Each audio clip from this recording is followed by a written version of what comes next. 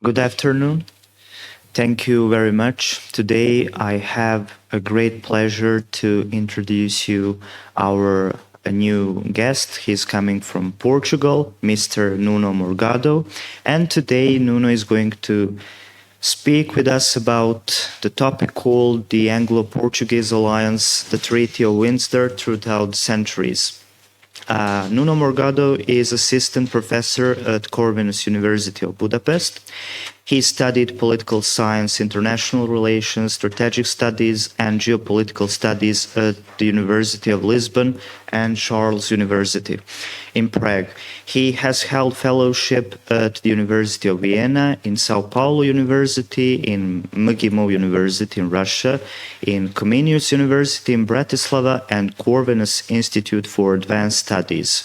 In 2017, he received his doctoral degree in international relations from Charles University with the thesis about the Brazilian and Russian geostrategies from a comparative perspective. He is an expert in geopolitics and foreign policy and the editor of Geopolitics in the 21st century. Also, before enrolled in doctoral studies, Nuno was an aide to Portuguese Artillery Colonel, and he served at the Portuguese Ministry of Foreign Affairs.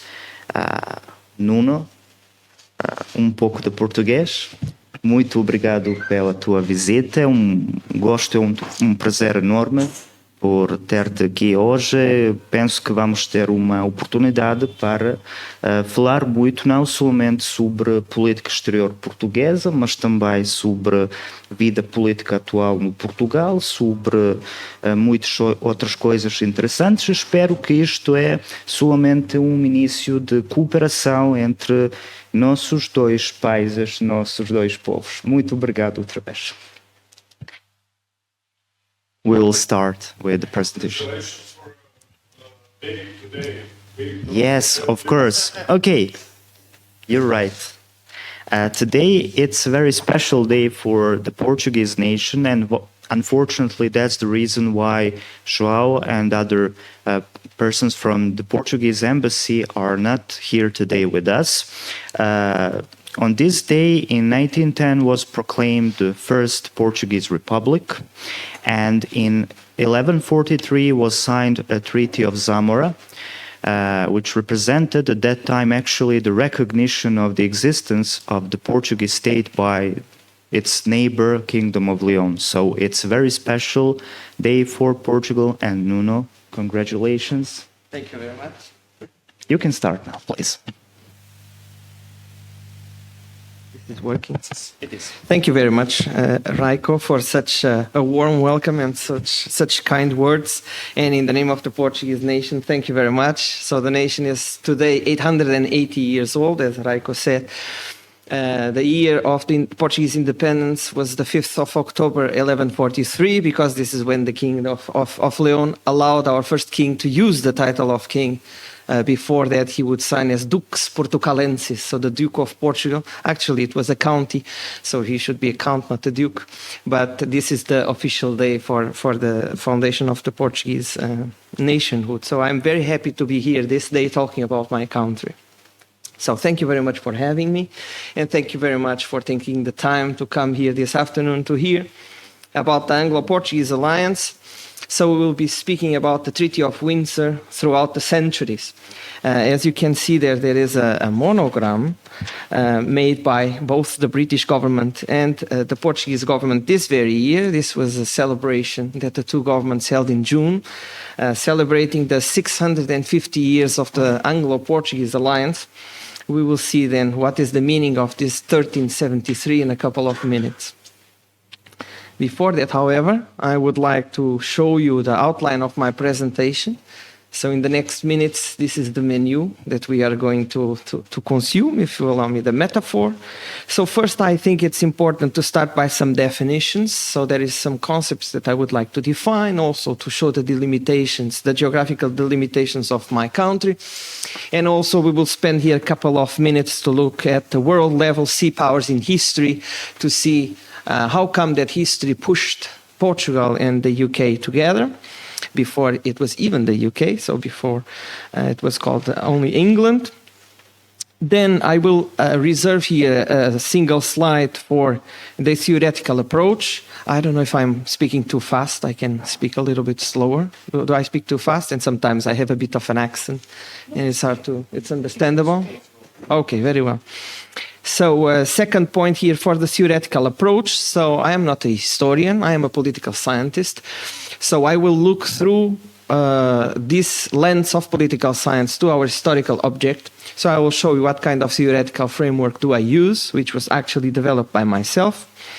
And then we will dig in our topic to Kur by looking first at the origins of the alliance. Where does that come from? So what was the historical path that led to that event? Then we will look to the foundations and the invocations of the alliance. So this will cover the big time frame period until the problem in the Falklands in the 80s. And last but not least, because it is an alliance and it's not a marriage, there were problems throughout the centuries, so I will address a few of them. Yes, certainly, indeed. That's a very good note. But I say that because I am single, so you need to excuse me from the lack of experience. But indeed, there were problems in the alliance, and we will address some of them. And among them, there was a very serious one in the 19th century. We will see what that was. And then we will just conclude, and we can have some time for discussions and some questions. Very well. So, first definitions. I already spoke about this thalassocracy. So what does that mean? The English word comes from an agglutination of two Greek words. Thalasso or thalassos means the sea, and krasia or krasia, everyone knows this word from democracia. So the dominion by.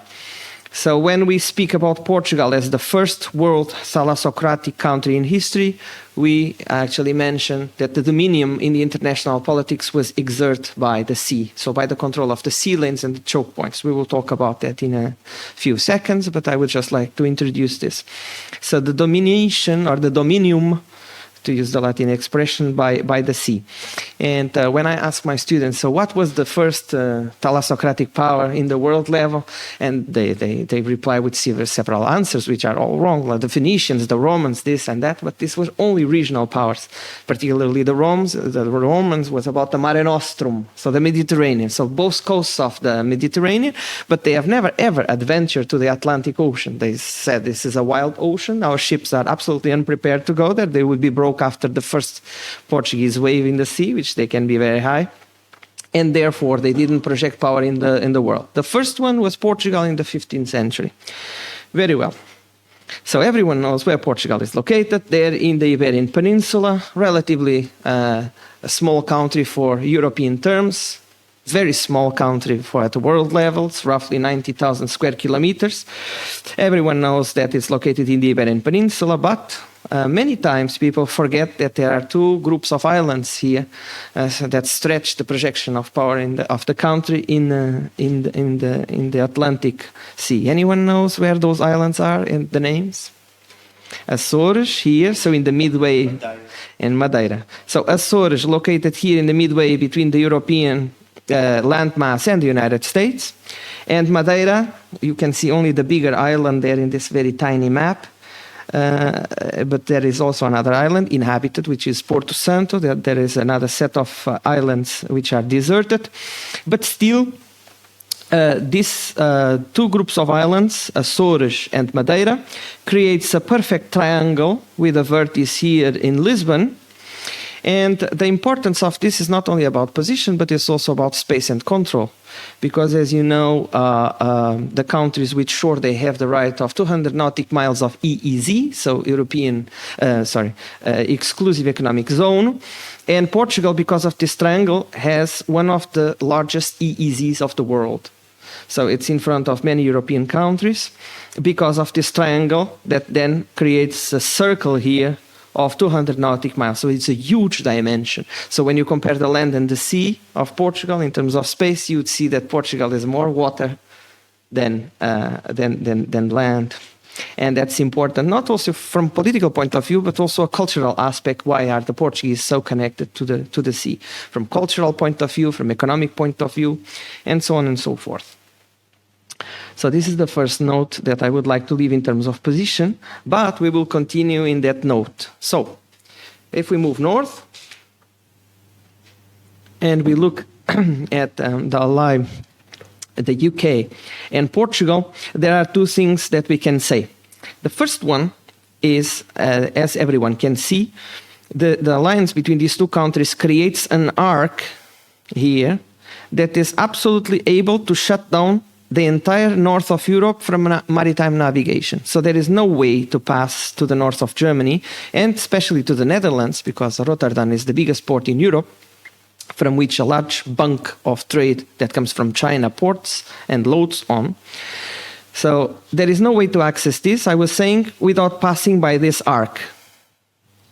So when Portugal or the UK have had powerful navies throughout history, again, they were able to block the entire access to the entire north of Europe. The second point that I would like to raise your attention to is that in a straight line, if you observe, the UK and Portugal are able to sandwich, if you allow me the food metaphor, two of the main opponents of the alliance itself, which was the Spaniards, the eternal enemy and adversary of Portugal, and also the French. And we will see that the French and the Spaniards, they have the traditional habit of keeping invading Portugal throughout the centuries. So this alliance is able to sandwich these two countries, to encircle them, to use a more strategic term, in terms of position. Now, if we look back in history, here we have the maximum extension of the Portuguese thalassocratic power by the end of the 15th century, beginning of the 16th century. So beginning and mid. So let's say this went until 1580, when the Portuguese crown was absorbed by the Habsburg crown of Spain.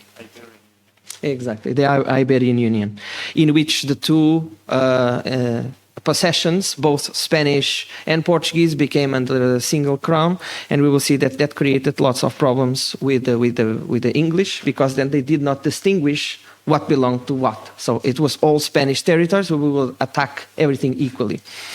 And that was quite a drama for the Portuguese state, which was non-sovereign by that time, as I said.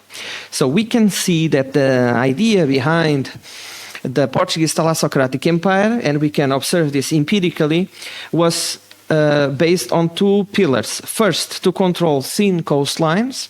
So Portugal, by this time, it had a ridiculously small population. We are talking roughly about 1 million people. So it is impossible for 1 million people to control this vast territory. And it was even more unthinkable to go to the inlands, because there was simply not enough manpower to control the territories in the inland, when the military support was the ships, and obviously the ships cannot penetrate inside of the territory unless there is a very big river, which is exactly what happened in Angola.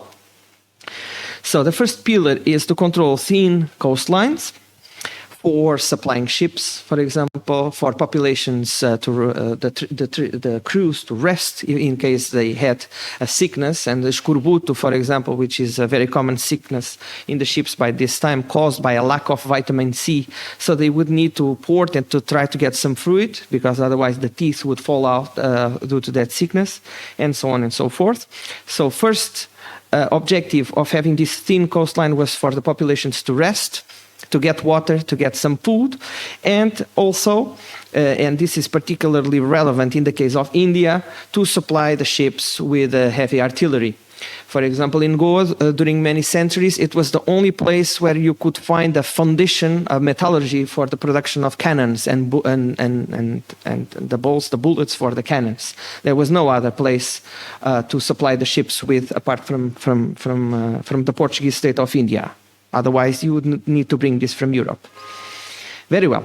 So we see, again, thin coastlines and the control of the choke points. If we compare this with the British Empire, and this is a transhistoric map, because this still includes the 13 colonies that were the geohistorical nucleus of the United States, that, as everyone knows, got independent by the end of the 18th century. But we would see here that it lied in the same idea of the control of the choke points. And I will give you precise examples in a couple of minutes. Of course, because they were much more powerful, much more richer, with much more population, they could control the inlands, which is the concrete example of Canada, of the United States, because this is relatively deep here, as everyone knows. A core in Africa connecting Egypt to South Africa, and I'll speak about that again when we will bring up the big problem between Portugal and the UK in the 19th century.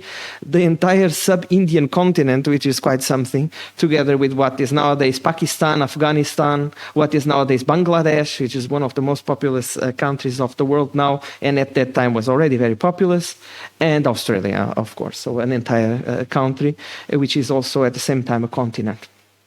But, and my main point is this, the rule remained the same, the control of the choke points. So this control of the choke points, but before that I would just like to leave a small provocation. Food for thought is not part of the presentation.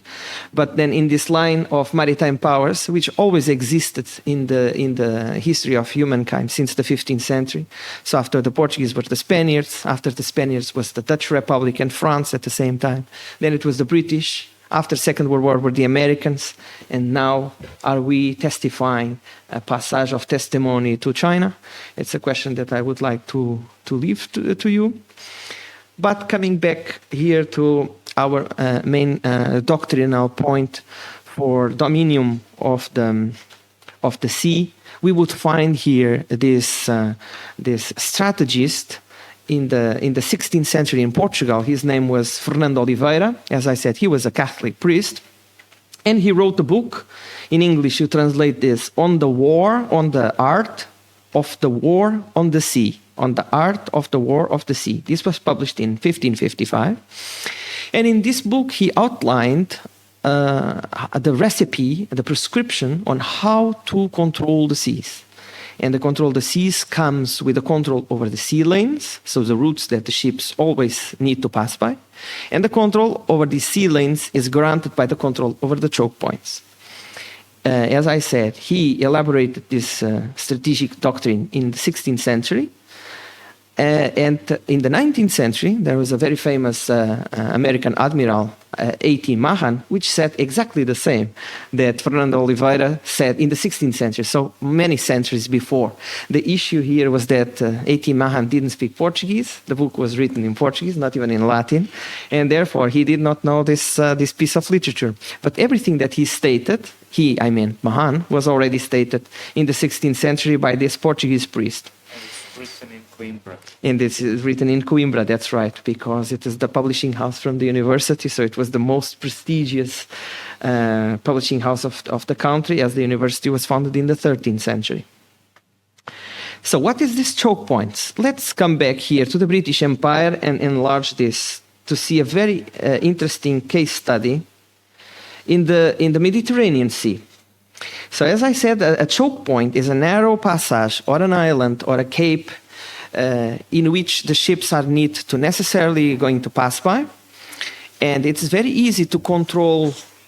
It is very easy to control those spaces with a very small military presence, because it is a choke point. So from that small point, you can repel a much bigger force that it was coming from sea, and it's concentric there, and you are able to block the passage. So that is the idea from the military and political point of view behind the control over the choke points.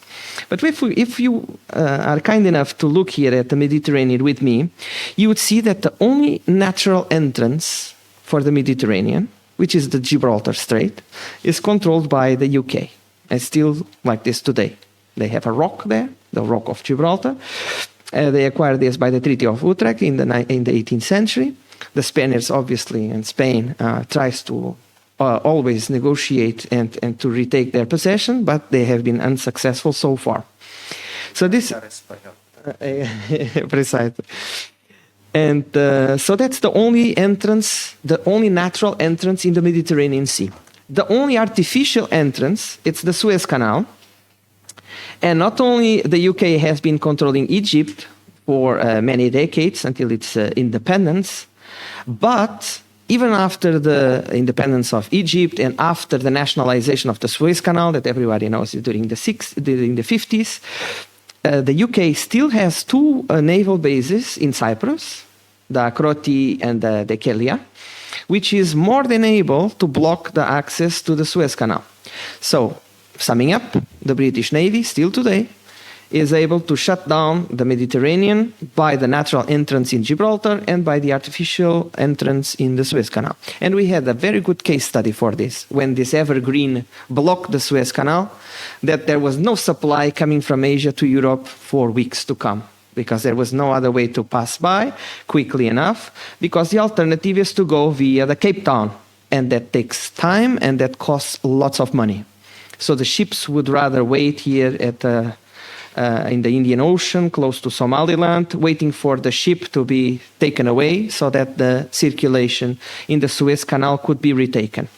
So not only the two entrances and way out, the natural and artificial, as I said, but if you look closely, you would see that there has been also 3 other choke points to control also the middle of the Mediterranean. So if the entrance and the ways out would fail by some extent, there will be a control over the middle. In the island of Minorca, which belongs to Spain, in Malta, and here in Greece. All of these were shut down roughly in the 60s. Malta, it's exactly the case. And after the independence of Cyprus from British ruling in 1961, they signed the agreement, and as I said, they maintained the bases there, and it's quite interesting. I went there to Cyprus, and I visited the bases twice. So it's really not symbolic. It's a real presence with a governor and with the political representation of, at the time, Her Majesty the Queen, today His Majesty the King. So this is what the choke points mean. So we have seen the case study of Gibraltar. We could add another important case studies like the Panama Canal, here the Strait of Magalhães, connecting the access between the Atlantic to the Pacific, and that's no coincidence that the UK still maintained the control over the Falklands there. And I will talk about the Falklands also soon. Cape Town, connecting the passage to the Atlantic to the Indian, this strait between Mozambique and Madagascar, the Strait of Mandeb al-Mandeb, which opens the way to the Suez Canal, the Strait of Hormuz, from which huge part of the oil trade is passing by, the strait here between India and Ceylon, the Strait of Malacca. So these are some of the most important. So again, the doctrinal principle is this. Once you control these choke points, you can control the sea lanes. If you control the sea lanes, you control the sea. And again, it's not a minor question, because 90% of the international trade circulates on the sea. 90. So not on airplanes, not on trucks, not on trains, it's on the sea.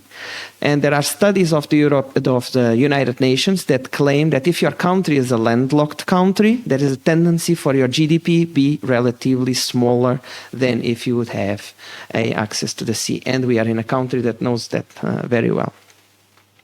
So moving on. Sorry, one question. Yes, of course. Those choke points are still controlled by British and not Americans. Some by the British and some by the Americans, because during the Second World War, the Americans were making their way towards substitution of the British power. So these examples in the Mediterranean, they are still by the British.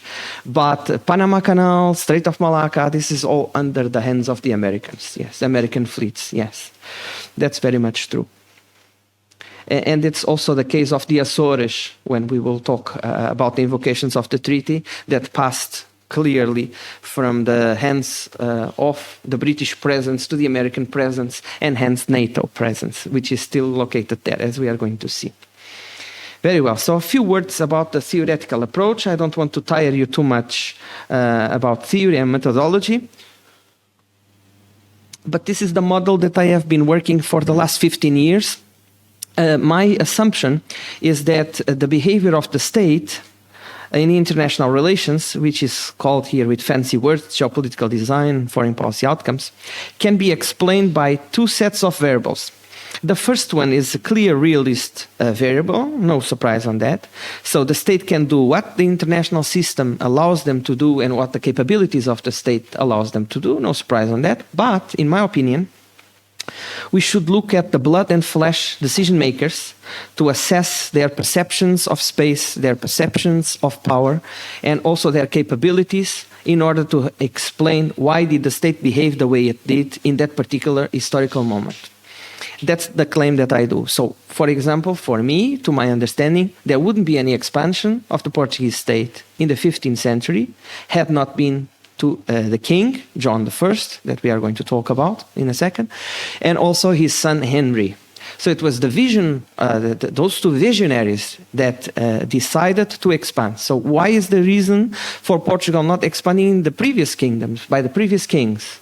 The resources were there, the international system was relatively permissive, why not before? And why only in that instance? I think that men do count in international politics, and they should not be disregarded in favor of systemic or structural explanations. So that's this is the kind of approach for fully transparency that I am bringing you here this morning. So let's now look at the Anglo-Portuguese alliance, to the origins, to see where this come from.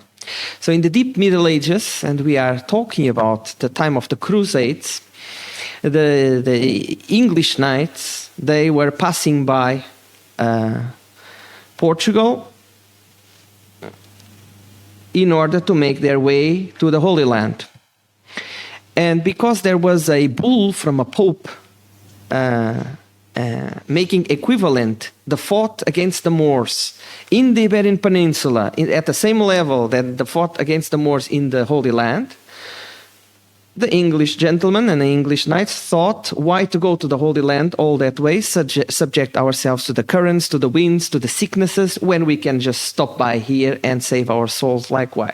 So it's much quicker, it's much closer, so we'll just stay here and we will do the fight against the Moors anyways, and it's much more comfortable for us.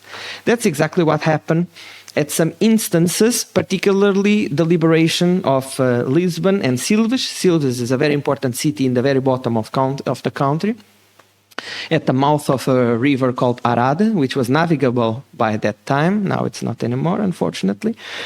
But the main point here is that those English crusaders stopped by and they helped the Portuguese freeing the cities from the Moors. So there was already some connection between the Portuguese people, or the proto-Portuguese people, and the English crusaders and the English culture.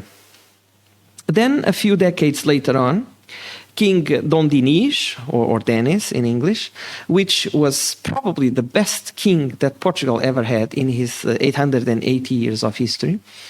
Footnote: everyone speaks about King John II. He was a brilliant king, there is no doubt about that. It was thanks to John II that Portuguese is spoken in Brazil, because he asked the Pope to move the line of Tordesilhas Treaty more to the west. So there is no doubt that John II was a brilliant king and a very brave man.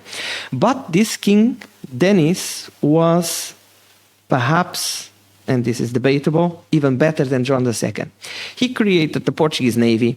He created an insurance company for the Portuguese navigators to be able to trade, and in case they would lose their ships, the insurance would cover it. He created the routes for the Portuguese army.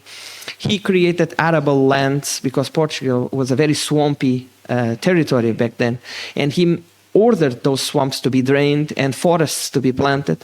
And later on, some of the wood of those forests was used to build the ships for the Portuguese expansion. So a visionary, a man full of knowledge and looking at the long term, this King Denis was. And within his 1 million enterprises and state building procedures, he also seek amicable trade agreements with the English rulers. So again, this was another step towards the approach and coming closer between the Portuguese kingdom and England.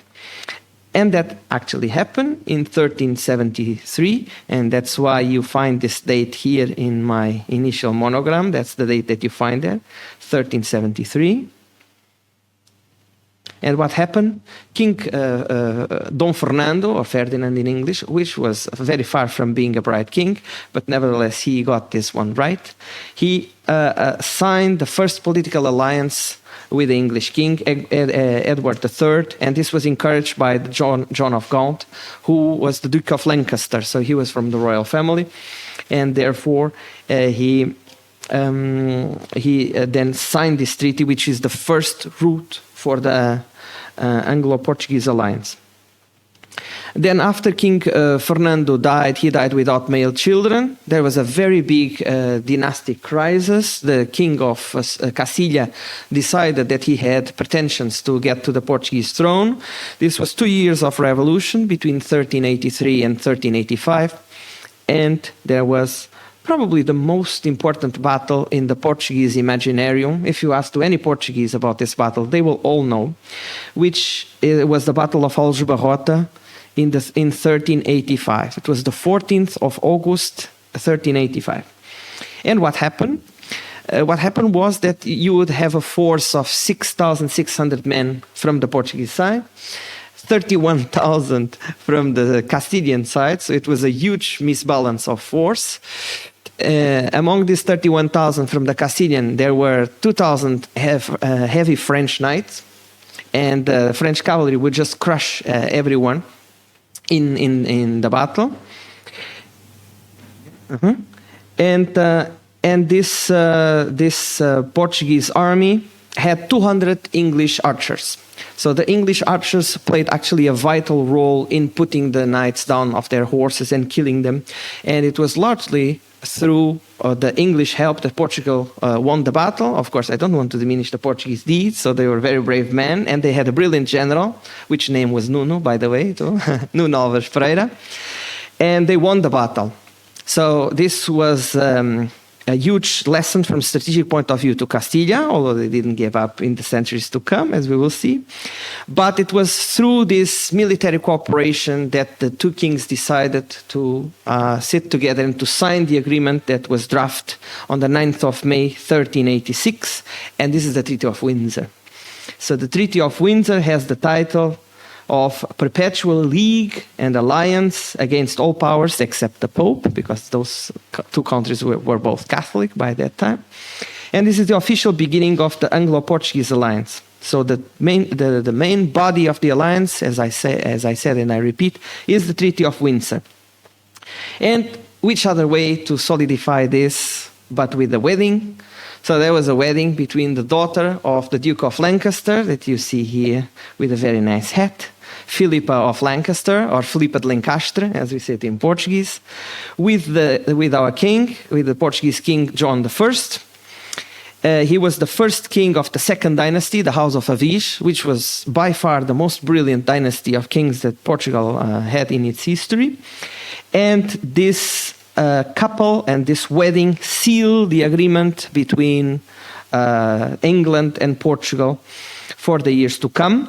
She was English, as I said, but she was educated in France because England had French possessions by that time in Normandy and Aquitaine.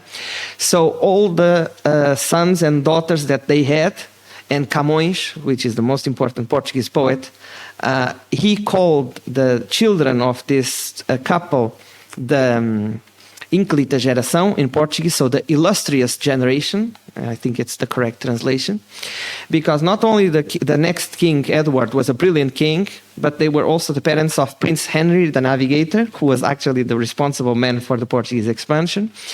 Other children, they were very educated, they traveled all over Europe, they were men of culture, of letters. So it was actually a brilliant family that Portugal had, and this was obviously reflected in foreign policy through the expansion of the country. So here you have a very bad picture of the treaty. It's just for you to have an idea, but we cannot read anything.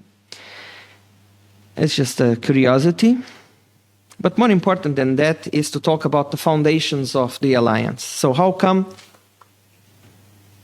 that these two countries came up together? We have seen this in the historical path, but it's important to look at the content. So we can divide here this in two pillars: similar outlooks and trade and protection. So the similar outlooks between Portuguese and the British, or the English at that time, was that, as we have seen, they are both thalassocratic countries, so base their power on the control over the sea. Because of that, they are outward looking, so it's not about building up inside of the country, but apart from that, because that's also important, most important, I would say, is to stretch in the international trade and the international projection of power towards the sea or through the sea. And both have been uninterested in European hegemony. Portugal, because of lack of power, so it can have no aspiration to have any influence in European business because it is geo-blocked by Spain. So in order to reach France, it needs to go by Spain, and we have seen so far that the relations are not the best. So there's a way out. So always turning the back to Europe. This has been the traditional foreign policy of Portugal. And as far as the UK is concerned, the policy has been, and this is a constant in England and in the UK, is that every time that there is a block of power in the European continental massland, they tend to destroy it or to collaborate to destroy it. So it's the same policy for the Holy Roman Empire, for the first German Empire, second German Empire, for the Napoleonic Empire, for Nazi Germany, the European Union, and so on and so forth. So every time that there is a block, that does not please the British. So uninterested in the European hegemony at all, for different reasons, but this is shared. And also common enemies throughout history to both Portugal and Britain. Originally ejecting the Moors, the Muslim presence in the Iberian Peninsula, as we have seen. Then the Spanish invaders to Portugal and also against England. Let's not forget the Invencible Armada that the Spaniards threw against England, and then it was ravaged by a storm, but they tried at least. The Dutch threat to Asian trade to both Portugal and England, and finally the French invaders. So Napoleon invading Portugal, but we will see that in more detail in a second. On the other side of the pillar, we have the importance of trade. Both Britain and Portugal are nations of trade. And security protection, most of all from the Portuguese side. So access to each other's markets, always the treaties in general, I would say 80%, 85% of the times more favorable to the UK than to Portugal. But you know, how does this work? The stronger power always dictates the rules. That's the way it is. And as we have seen already countless times during this presentation, the access to the sea routes. So to the colonial trade first, and later in the Portuguese case, to the overseas provinces. And obviously against the invasion in the homelands, particularly in the Portuguese case. So this is the content of the foundations, if we could sum it up in this way, that would justify why these two apparently very distant countries, one half Mediterranean and Atlantic and the other one clearly Nordic, came together. Now, how was this used throughout history? And I have here a couple of examples. So we spoke already this morning that Portugal was absorbed by Spain in the Iberian Union for 60 years, between 1580 and 1640, that you have here. And when the Portuguese made a coup d'etat against the Spaniards and reclaim its independence, obviously that this was in favor of the UK. So to break the unity of the Iberian Peninsula. So the English monarchy followed Portugal in the wars of the Restoration, and there was 28 years of war, so it was not a joke for such a small country, such a poor country as Portugal was at that time, because Madrid was extracting resources from Portugal during 60 years, so the country was in a very bad shape, and still it managed to defend itself for 28 years, and the British were there with some diplomatic support, to some extent material support, a little bit less than the diplomatic support. Then if we move on, we go to the 7 Years' War, and Spain invaded Portugal once again in the 18th century, and the British obviously supported by military joint venture, and they expelled the Spaniards. Then at the beginning of the 19th century, and this is another major pillar of British help to Portugal. Napoleon imposed the continental blockage. Everyone knows this. There were only two countries that they refused to obey, Russia and Portugal, and they were both invaded by Napoleon. But then he learned his lesson because his army was vanished by both. So it was a very bad result. But still he didn't know, so he attempted. So he invaded Portugal 3 times with 3 French generals, General Junot first, General Soult second, and General Massena in the third. The Portuguese did not have a way to resist militarily on their own, so the Duke of Wellington came to organize the defense. So there were several battles, but I would say that the major bulk of resistance was guerrilla technique. So when you cannot face the enemy in an open war, you have guerrilla tactics. So you assassinate the opponents during the night when they are sleeping, you poison the water in the wells, and then they drink poisoned water and they die. When they ask you what is the closest path to Lisbon, you take them through Galiza, so they end up very tired with no food, no water, and they end up die of exhaustion. So this type of techniques, but still it worked out.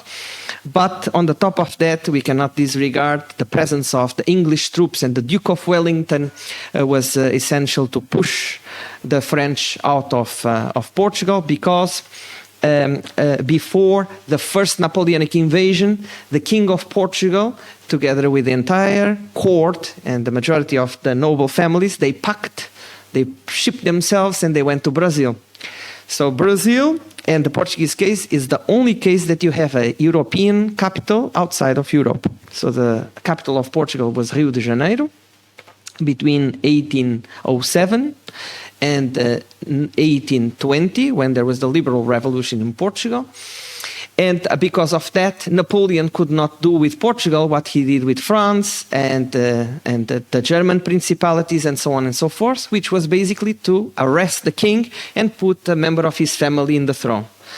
And actually, before he died, when he was in exile, and this is in Napoleon's memories, he said that Bragança was the Portuguese dynasty, was the only one who was able to trick me, because he ran away. And I could not lay my hands on him and substitute him with a member of my family. So coming back here to our timetable, because I don't want to tire you too much, we would see the importance of the English, or now British, troops in repelling the French. Then during the First World War, Portugal participated in the British side. It was heavy participation for the Portuguese capabilities. In the Battle of Lally, for example, in one morning, General Ludendorff, he killed 13,000 Portuguese in a single morning. So it was very highly cost blood for Portugal, the participation in the First World War, but so did Portugal participate together with his ally. In the World War II, Portugal was neutral. So everyone knows that General Franco received help from Hitler and Mussolini to win the civil war. So after the Second World War, there was a very big mistrust of the Western-type democracies, and I mean by this the UK and the United States, to look at Franco because of his allies and traditional support. So it was Portugal that made the bridge between Franco and the Western-type democracies in order to guarantee that he is not Hitler, he's not Mussolini, we can do business with him. And Franco would forever be grateful to Salazar for that mediation between Spain and the Western-type democracies. So the UK and the United States. Portugal is a founding member of NATO, 1949. And as you can see here in the slide, we would see that despite Portugal being neutral, since 1943, they allowed the United States and the UK to use Açores, that northern archipelago, for supply, for changing type of crew, any type of material support. And even before that, Portugal opened Madeira to refugees from the UK. So neutrality, Salazar invented this concept, collaborant neutrality, which is a contradictory term of, so either you are a collaborator or you are neutral. But Salazar, with his very skilled diplomatic nose, he called it collaborant neutrality. So he allowed then the British and the Americans to use the bases in Terceira, which is an island in Açores, since 1943. And as I said, that basis became a NATO aeronaval basis, which is still today, with the American presence in the middle of the North Atlantic. And finally, we have also the use of these Azores Islands bases in the War of the Falkland, or the Malvinas, as the Argentinians would say, to be politically correct, to use both names. In 1982, it is 6 or 8,000 distance, of 6 to 8,000 kilometers distance from the UK to the southern hemisphere, to the Falklands, so it's a massive geographical distance. And of course, that those islands were very welcome as a stopping point in the supply of the ships and the routes to the projection of military power at such a big geographical distance. I wrote here a note. I will not take much of time to talk about this, but it's a fait divers. I'm sure that you will enjoy. Here, when the Portuguese War of Restoration took place, there was also a civil war in England because of the Republican Cromwell, this and that. And when the monarchy was restored by Charles II, he actually got married to a Portuguese princess, Catarina de Bragança. She was the daughter of the first king of the Fourth Dynasty. And apart from taking a huge dowry to London, for example, she took the city of Tangier in the north of Africa, which was Portuguese territory. She took Bombaim in India, which was Portuguese territory, and it ended into the British possessions because of this deal. But the fait divers comes now is that between the lunch and the dinner, the ladies in the court used to faint because they were Portuguese ladies. They were used to eat all the time, as a good Portuguese would be.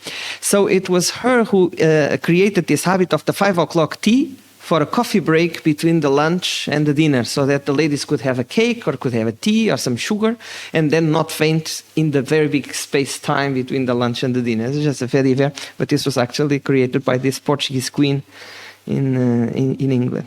Very well, continuing here our issues, let's go to the problematic event. So as I said, it was not a perfect marriage, so perfect.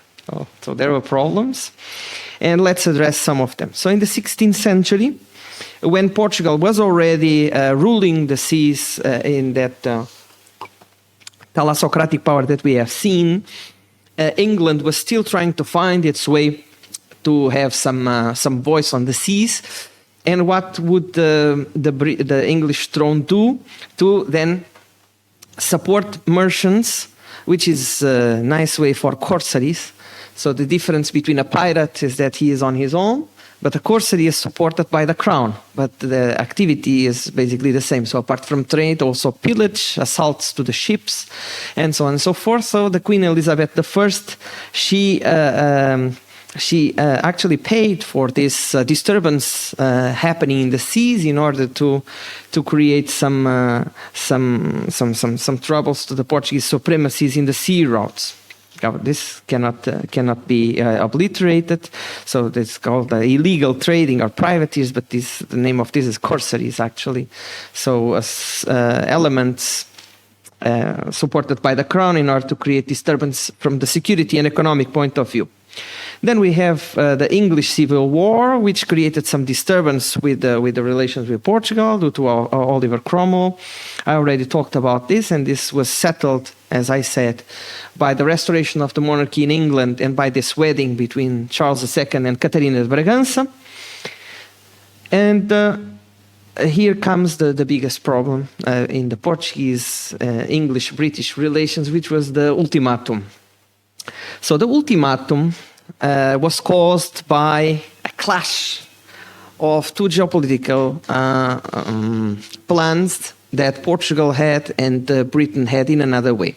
So you can see now in the slide that there is a pink map. So pink map was an aspiration of Portugal to connect Angola, which is this country here in the Western Africa, to Mozambique in the Eastern Africa. So via Rhodesia, nowadays Zimbabwe, Malawi, etc. So they wanted to create here a belt connecting the Atlantic to the Indian Ocean. However, the problem was, as we have seen, that if we go here to the British Empire, we will see that there is a strip of land connecting Egypt to South Africa. So the British had this aspiration to build up a railway from Cairo to Cape Town. And there is an overlapping here in Rhodesia between the pink map and the British plan. So the British were pretty much straightforward. They said, either you, Portugal, retrieve all your troops and all your explorers of this territory between Angola and Mozambique, or we will wage war against you. So there was not much to do. Portugal was absolutely destroyed after the Napoleonic invasions. It took the entire 19th century to recover from that. Only from 1851, Portugal started some foment policies with the railways, also with the British buying some port wine houses and recovering some economic tissue, but it was far from having a powerful army or anything like that of that sort. So it had no way to face the Queen of the Seas. So it withdrew its troops. It complied with the Portuguese, with the British demands, but this was not understood by the people. So the people got enraged against the British. So it was the only moment in Portuguese history that we have anti-British feelings. You certainly are aware, I was talking to Rajko a while ago about this. What is nowadays the Portuguese national anthem is a second version, because the first version had in its refrain, against the Britons we march, we march. So it was quite anti-British feeling due to this, because the common sense in the Portuguese nation was, weren't we the first ones to arrive in Africa 500 years ago? Why do we need to leave now if they arrived afterwards? But in international politics and in strategy, things do not work like that. It's not about historical rights, but it's about real material power. And Britain had it, and Portugal did not have it. So the king decided, well, to withdraw, to comply with the demands of ally. And because of that, in direct straight line, the king was shot in 1908 on the 1st of February, and 2 years afterwards, in 1910, the Republic was implemented, and it was the end of the Portuguese monarchy. And that is the holiday that is celebrated today in Portugal, the 5th of October 1910, the day of the Republic, and not the day of the foundation of the state, which was the first thing that I said when I sat down in his chair today. So it's the day of the Republic. Another problematic event, I also spoke about it. I don't want to tire you too much. The Spanish Civil War, the support that Franco received from Hitler and Mussolini, and the bad impression that this created towards the alliance of Portugal and Britain. Conclusions. So why does this alliance, legal and political, lasted for so long? We have covered this quite thoughtfully, I would say. So there is common geohistorical and security interests. Balancing against Spain in the Iberian Peninsula is definitely the most important of them. Position as a geopolitical factor, so they are both maritime nations. They have traditionally an interest in maritime power projection, from which the control over the maritime trade is the very key element, and also for control in the war times, obviously. And the continuous reinforcement of this alliance after historical disagreements has provided a framework to avoid its breakup. So continuing to review and to reinforce this alliance. And I have there a quote from Winston Churchill himself from 1943. And he made a speech in the parliament saying, "I have an announcement to make to the House, arising out of the treaty signed between this country," so the UK, "and Portugal in the year of 1373, between His Majesty King Edward III and King Ferdinand and Queen Eleanor of Portugal. And this treaty was reinforced," and here it goes, "in various forms of the treaties by 1386, so the Treaty of Windsor, 1643, 1654, 1660, 1661, 1703, and 1815, so after Napoleon, and the secret declaration in 1899, so after the ultimatum that the Portuguese complied. And finally, the geopolitical agents' perceptions and the perceptions of interests and objectives, in my opinion, they are crucial at particular historical moments. So as for the future, as I have already said, the Anglo-Portuguese alliance is the oldest political-diplomatic alliance in the world that still binds its signatories, so that brings them together, still valid today. And in the Brexit that already happened is this opportunities of Portugal to somehow be a gateway for the UK to enter Europe. It's a question that it's up to the political class to answer. And here's some of my reference, and I would like to thank you very much for your attention, and I'm here for this.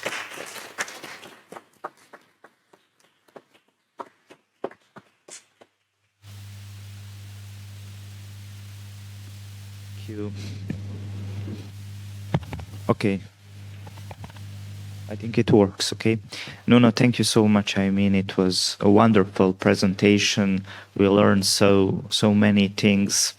And I think that we are going to have many questions. So, Misha, please. Okay. Our young colleague, Peter, historian. Dear Professor, thank you very much. I'm young boys. My name is Peter Čurčić and I'm from Institute of European Studies. I would like to ask you more about future of and perspectives of Portuguese and British alliance. I would like to know something more about the to China. You know that Hong Kong and Macau were along centuries Portuguese and British colonies, and would you like to more say about how nowadays Lisbon and London working together in very specific context of regaining Chinese sovereignty over territories and reducing the autonomy of those three colonies? Thank you very much.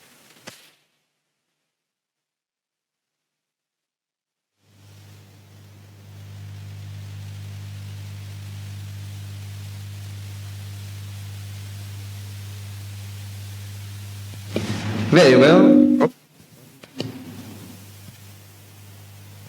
It was very loud. Sorry. Okay, that's a very tough question. I'm not sure that I am able to answer.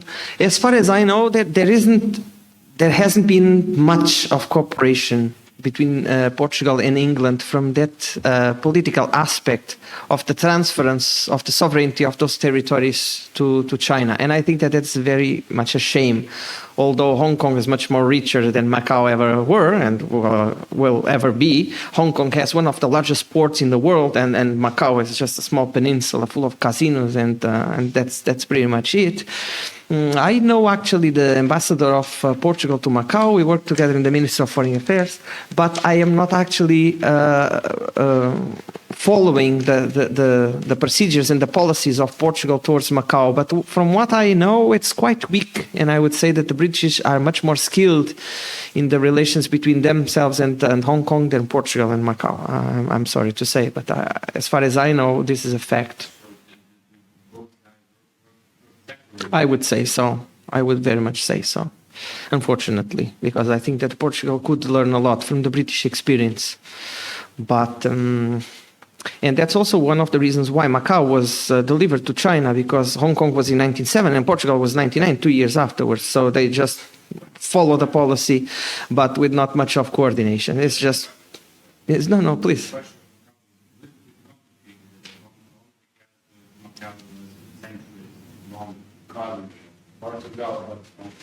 More than a century, so the legal question was really important in that issue. So, certainly, but there was no potential to keep the territory anymore with the political class of Portugal as it was since 1974.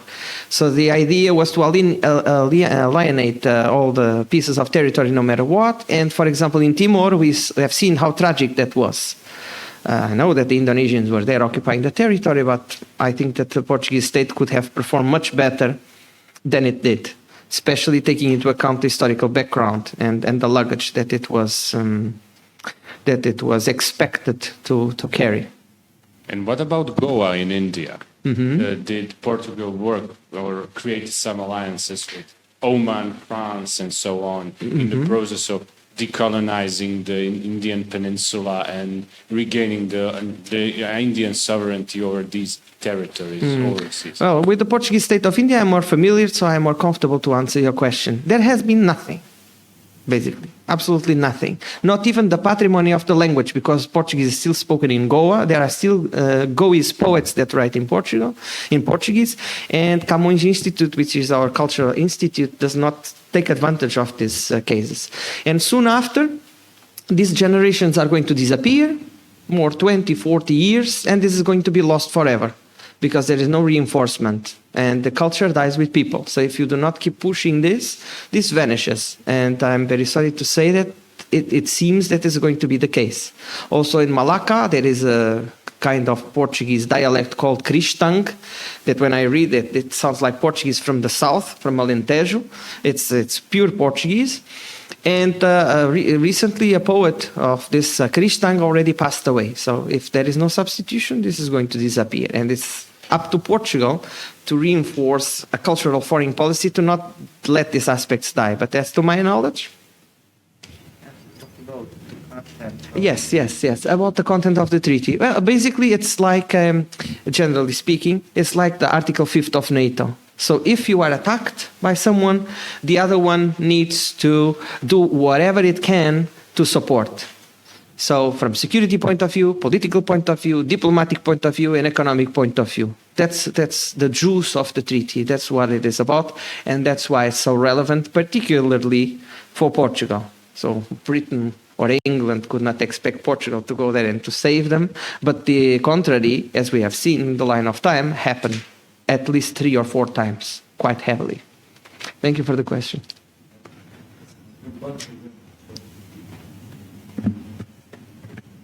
Okay.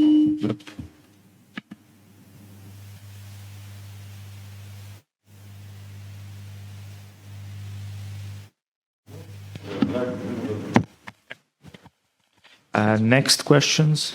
Okay. Misha, please. Yeah, okay, no problem. First, definitely un grande obrigado. It was really fantastic and we enjoyed very much, as we already, first congratulations for your great day today and the Portuguese nation generally. As I already said, people have very big interest for Portugal here. It's like very utopian, magical country for us in a way. But unfortunately, we do know about Portugal very small amount of information, including actually the period when the Portugal, as you said, was the first really globally dominating maritime power. So I have a lot of questions, so many things I would like, but I would, for the time being, start with 2. First, and of course we will use other things to learn about the Portugal recent history and some things that might be interesting even for contemporary international relations and so on. First, what I've been seeing in some of the literature recently is that we have some, if I could say, revival of the interest in Salazar. For a very long time, and just last year we had really very big conference here on the 100 years of March of Rome and fascism, and we even got the chance to have Roger Griffin giving a lecture on March on Rome and so on. So we really enhanced a little bit interest in the recent studies on that. And while I was editing this, I saw actually that recently, I mean, it's in this new canon on studies on fascism, nobody speaks about Salazar as a fascist, which used to be for a very long time, something like that. You know, so in a way, and even there is the interest in his internal and international politics, which you very cleverly explain as somebody who was mediating and so on. So my question is, how today is the Salazar's period perceived within the Portugal proper? We saw very big divisions within Spain recently. Could we see something like that within Portugal? And how is this whole tradition of internal but also external and foreign politics and colonial politics perceived? That's one question. And another one is, then again, I also have to refer to something which we did in 2019. Our colleague Slobodan Markovic organized the first conference, serious academic conference on Freemasons. It was really wonderful. We learned so many things and so on. And I know generally that this tradition has been, of course, in British case, it's dominant. It's very important in many of those things. But many people speak about the Portugal as a very important country with a strong Freemasonic tradition. And some I've heard, I'm not an expert in that, but where I got to give some info that actually this tradition contributed very much to this alliance of long-lasting alliance of Portugal and British. So could you comment on that, and how is it being functioning within the Portugal as in times serious Catholic country? How these two traditions were functioning within the, let me say, general political elite atmosphere and so on? And thank you very much. Thank you very much for absolutely astonishing questions. I will do my best to provide as much information as I can. As for the first question, Salazar is hugely negatively perceived in Portugal by the elite, both the political class and the academia. The political class, because they are all sons and daughters of the coup in the 25th of April 1974, so their legitimacy, their political legitimacy is grounded into the rejection of Salazar's legacy. And that's why one of the major mottos of that coup d'etat was what they call decolonization. So leaving the parts of the territory that belong to Portugal spread in the several different countries and abandoning their populations, which were Portuguese, to their luck. And some of them, they were even fighting with the Portuguese army, and then they were shot by the local authorities, supported by Russia and China, after the Portuguese left. And that was something that should shame the Portuguese for what they did. So people that give their blood, their health, and sometimes their life, and then they were abandoned that way. So this is for the political class. The academia, they continue in this line of reasoning, saying that everything about the new state, which was the name of Portugal during Salazar, as everyone knows, was terrible. There was no freedom, there was nothing, it was horrible, it was a fascist period, and therefore it should be forgotten. This is the mainstream. There are very few cases that challenge this view. State of things. I find this very biased, very unfair.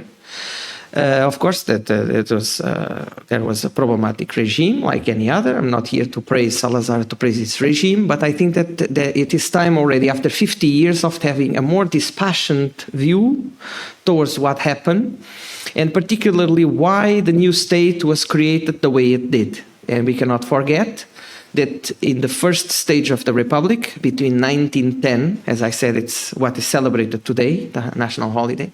So between 1910 and 1926, when the military took the power, so we are talking about 16 years, there was 48 governments. Okay, so the governments keep falling. There were governments during 2 months.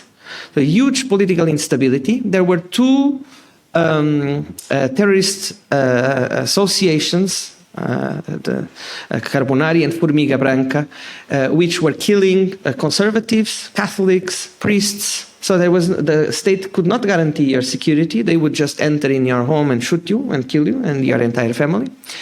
So the political parties, they had no national interest whatsoever. They were defending their factions, their ideologies.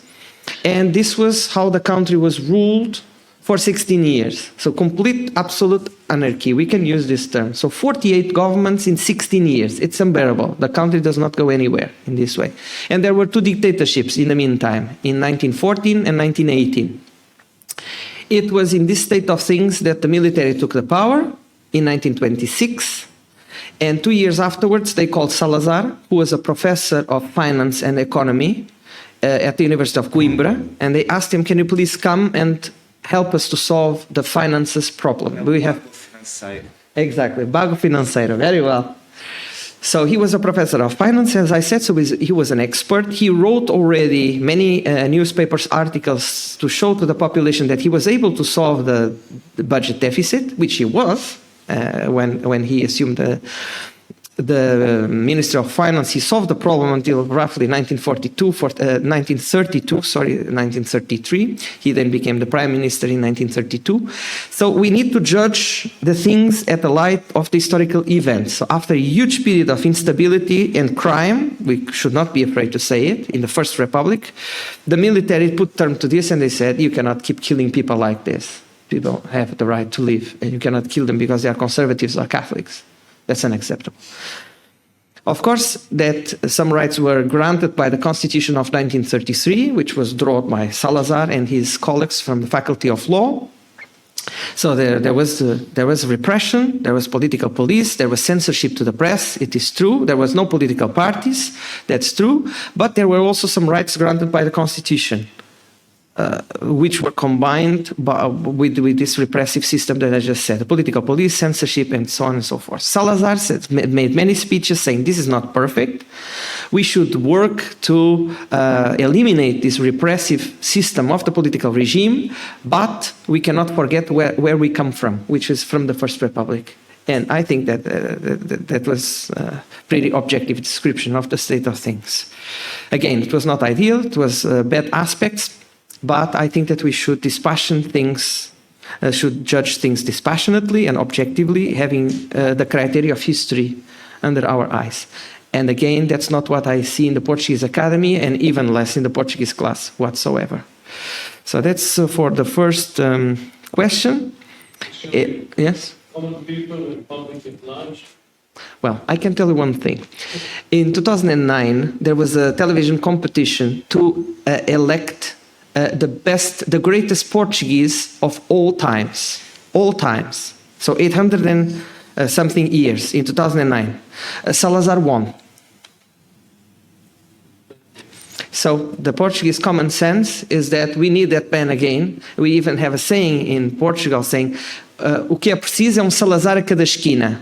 That means what we need is a Salazar in each corner to police. That's the common sense of the Portuguese deep nation. When you get out from Lisbon and Porto and more liberal cities, that's what the people will say. Of course, that you will also find very hardline communists, especially in the south of Portugal, saying that it was a despisable regime, a despisable person, this and that. But that's definitely not the majority of the population, of the common Portuguese, definitely.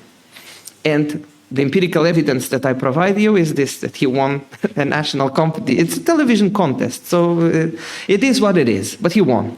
He won. Freemasons.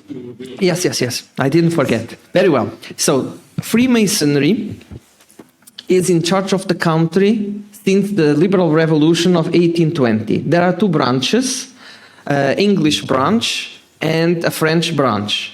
And the Portuguese disputes throughout the last 200 years were the fights between these two factions. Whether it is Freemasonry from French obedience, more radical, more republican, or from English obedience, more conservative, if you may use this word to talk about the Freemasons. So let's say less progressive or less radical, more reformist. I think they are better words.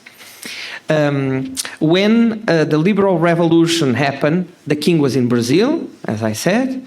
One of the demands of the liberals, of the Portuguese liberals, I use in the European sense, not in the American sense. So the ones that want the constitution, limited powers of the state against the absolutists, or the royalists, as we call it in Portugal. So the king was there in Brazil, and one of the demands of these liberals, of these revolutionaries, was the king needs to come back. And not only the king needs to come back, but Brazil should go back to the condition of colony.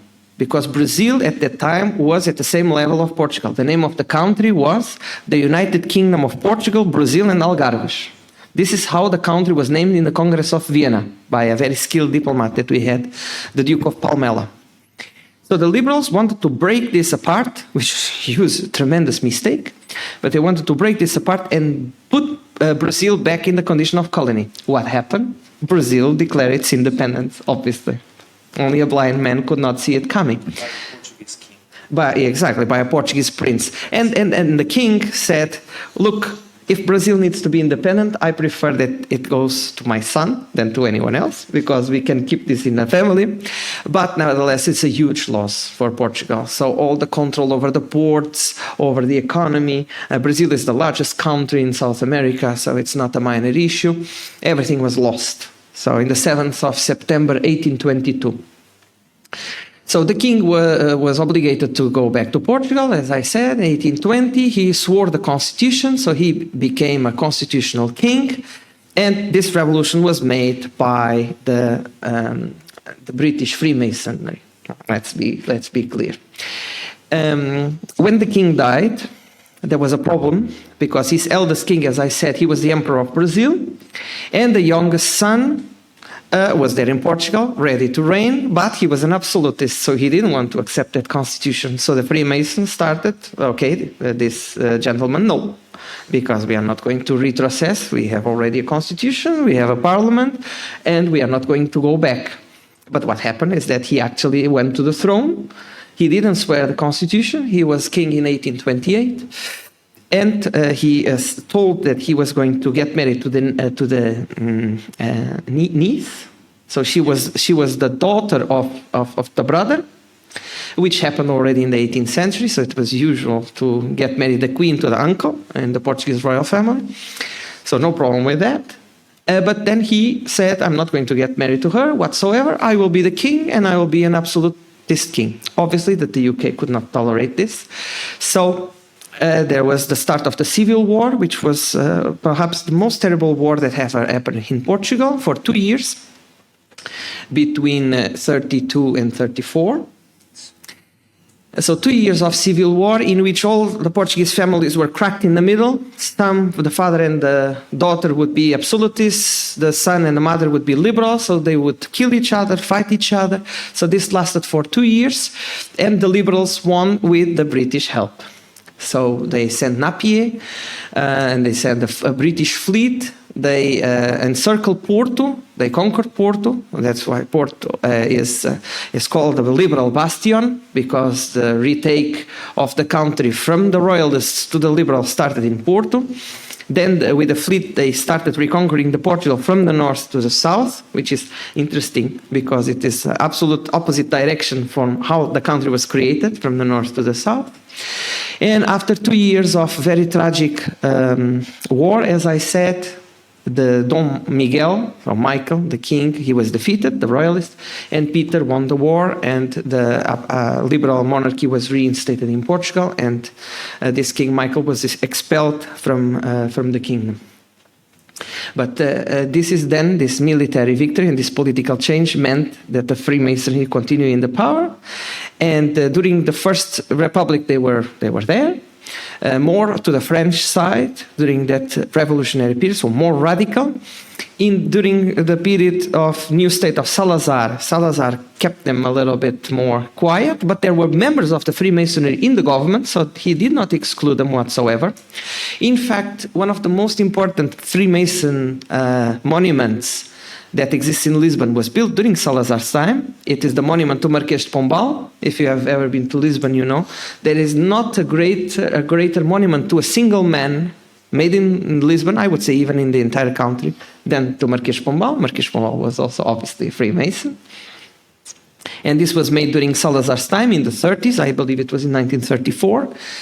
So the Freemasons kept participating in the government and in the political decision, and nowadays they are more present than ever. So that's it. Yeah, exactly. Very well. Thank you very much for your question, for allowing me to talk about these aspects that I didn't cover in my lecture. Okay. Now I would ask you 2 questions. I mean, I have so many questions for you, but there has to be some limitations. So the first question is the Portuguese colonial war, and how did those treaties, those alliances between Portugal and Great Britain functioned at that time? You know, because I know de facto Portugal wasn't attacked by some other country, but Salazar claimed that the Soviet Union is present in Angola, etc., etc. So that's the question number one. And the question number two, I will ask you something related to the period of Salazarism. You mentioned at the beginning of your presentation that Portuguese territory is small, that there is way more water surface than the continental part of the Portugal, and that was some sort of the Salazar's obsession. And he led a very strong campaign, very illustrative campaign called Portugal não é país pequeno. Yes. Portugal is not a small state. So, can you tell us something about that campaign? Because, you know, I remember the most important part of that campaign was actually the image of Portugal with its colonial territories located in the Europe. Right. So to show that Portugal is, it's a very big country. So can you tell us something more about that? Absolutely, Rajko, I will be very happy to. So, as for the first question, it didn't work at all. Yeah. So the British, they did not care to help, and when the votes in the United Nations Security Council were being held, the British would always abstain or sometimes even vote against. There is even on the YouTube a video of Salazar making a speech for 2 hours explaining this. He made a note of every vote in the United Nations Security Council, and he went to the parliament and he said, look, they abstain, they vote against us, they abstain. So there was no help whatsoever. For the United States, especially with Kennedy, the policy was, you need to get out of there as soon as possible. What Kennedy did not understand is that as soon as the Portuguese would get out, the Soviet Union would get in, which is exactly what happened, particularly in Angola. So after the Portuguese left, there was a horrible civil war. Millions of people were killed between the MPLA and the UNITA. And the FNLA, but that was then less important. The MPLA won, and they had the support of the Soviet Union, clearly, whereas the UNITA was more supported by China. So that's exactly what happened. So to be very straightforward in the answer is that the alliance then didn't work. So they did not help Portugal, although, as you very well said, there was a proxy war, and even if they were not there, the Soviets, they were supplying weapons, they were helping with know-how, all in Cuba, everything, all types of material support. So this guerrilla did not come out from anywhere. So there was material support. Just to add one thing. I think that it would be important. You mentioned the Constitution from 1933, written by Salazar and his companions, and I read that Constitution, and there is, all other parts of Portuguese colonial empire at that time were treated exactly as Lisbon, Braga, or Porto. So it was from the Portuguese point of view, and Salazar was speaking about it in front of the General Assembly of the UN, it was attack against Portugal itself. That is absolutely correct. So in 1933, because of that time and the language and the vocabulary, that's the word that it was used, colonial. But in 1951, there was a reform, a constitutional reform, and the term that was used was overseas provinces. So Angola, Mozambique, they were as Portuguese as Minho or Alentejo or Extremadura. They were provinces that belonged to a single political unit.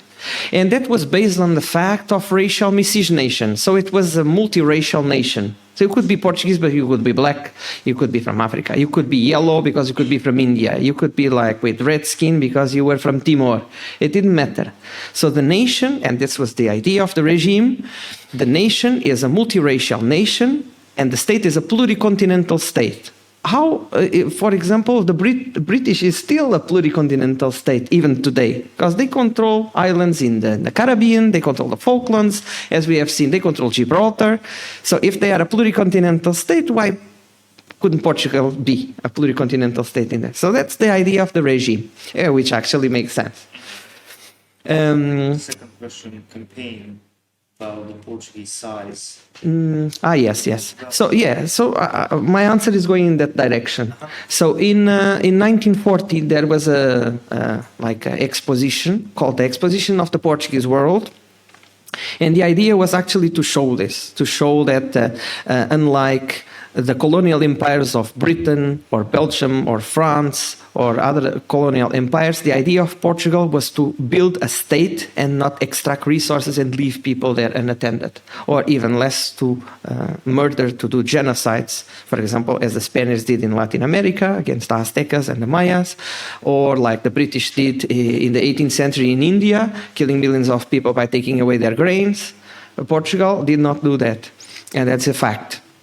So we see more a state building and a nation building rather than a colonial exploitation. And that's why I don't use the expression colonial war, which is more favored to the left. And I use either a more neutral aspect of war in Africa, or I use ultramar, or the war overseas. War overseas is also ideologically engaged, because this is how Salazar's regime would refer to the conflict. So if we want a neutral way, it's the war in Africa.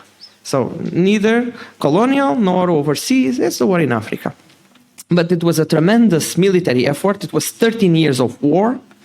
Many Portuguese died in that conflict, but it was a matter of territorial integrity of a single political unit. Spread all over the continents. Now, we can say that Salazar had something that it is not part of Portuguese tradition, and it's this.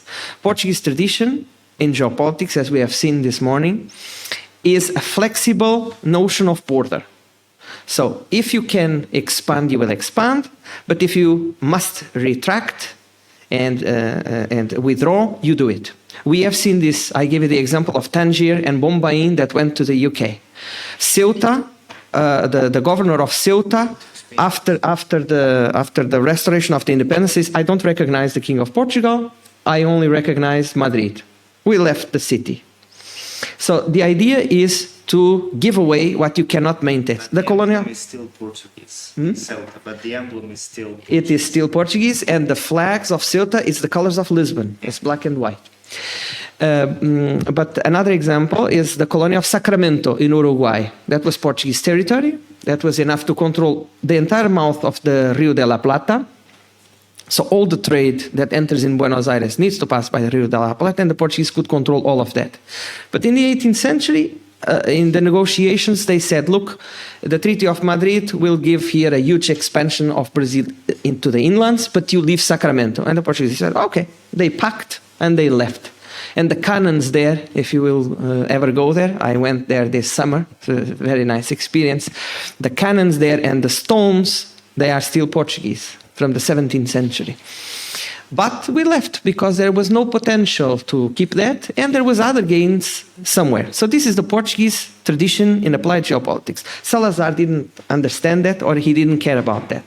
So he made a speech saying, we will not lease, we will not sell, we will not give away, we will not do anything. We will maintain the Portuguese territory as I received it. And he did what he promised. He gave to the nation the country with the same pieces of territory that he received. But that costs a lot of blood. And in my opinion, for example, the problem in Guinea-Bissau, it's a delta. It's a hugely difficult territory to control. It's swampy. It's a military nightmare. I think that if Guinea would be given away, for example, the issue would have been settled in another way, in my opinion. This is a counterfactual. It's just an opinion. I cannot go back to history and to test it. But in my opinion, this could have been a solution. And then the overseas provinces could be rearranged in another way, a federation, for example. They already had administrative autonomy. They had a governor, and they could manage their own finances. So a federation could be, for example, an option.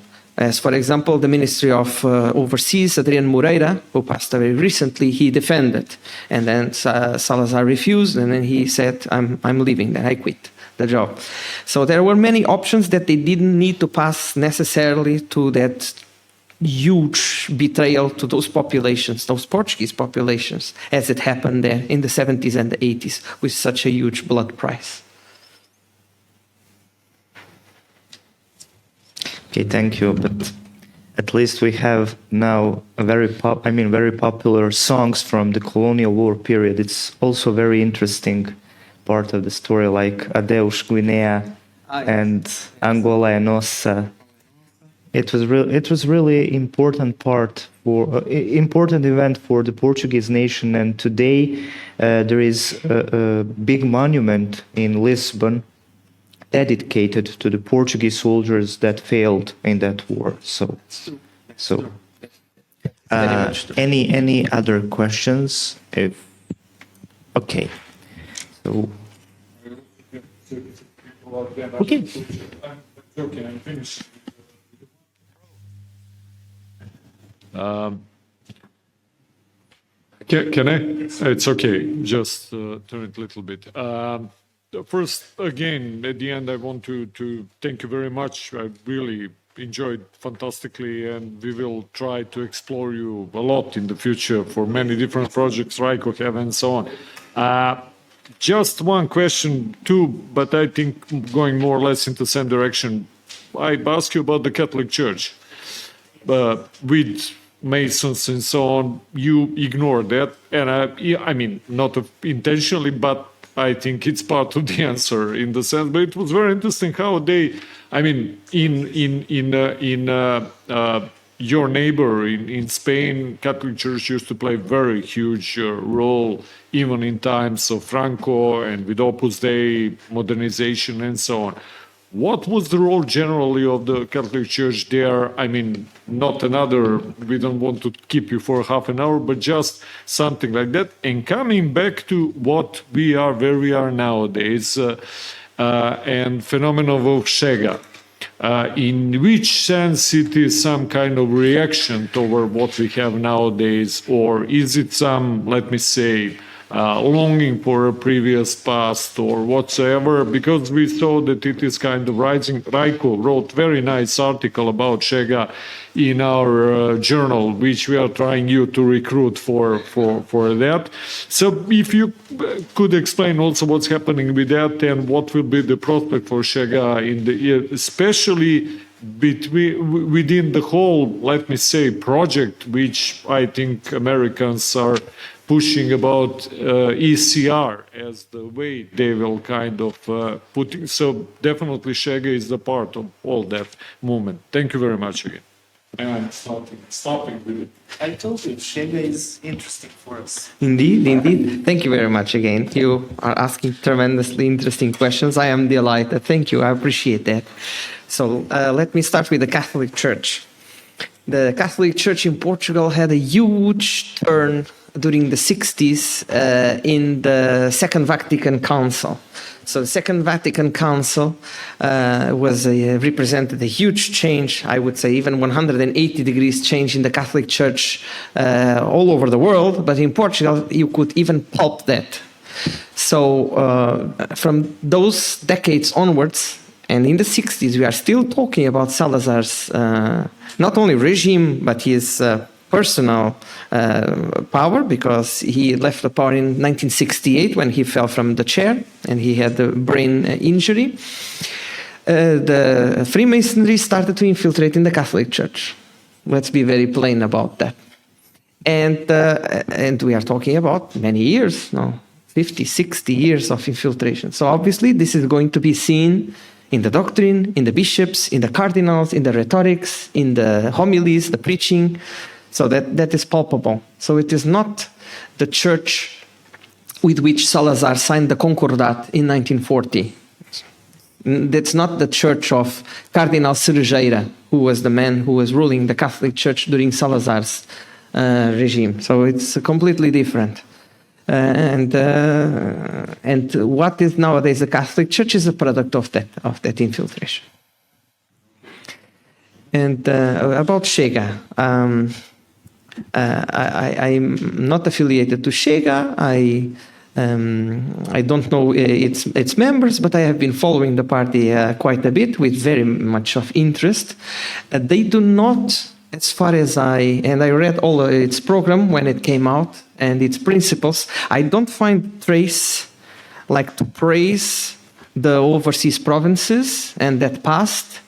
They assume we are now a member of the European Union, so we will start from this point onwards.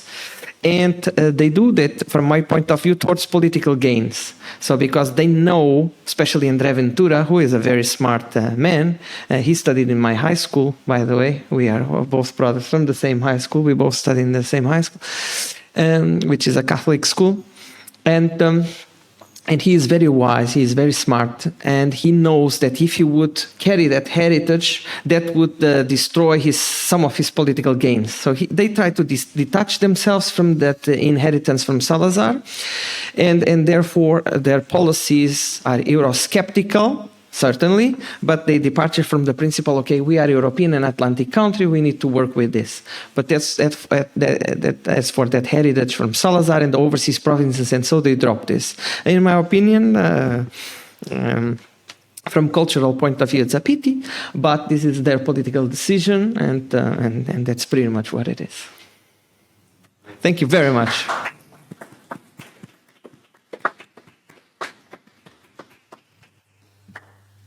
Nuno.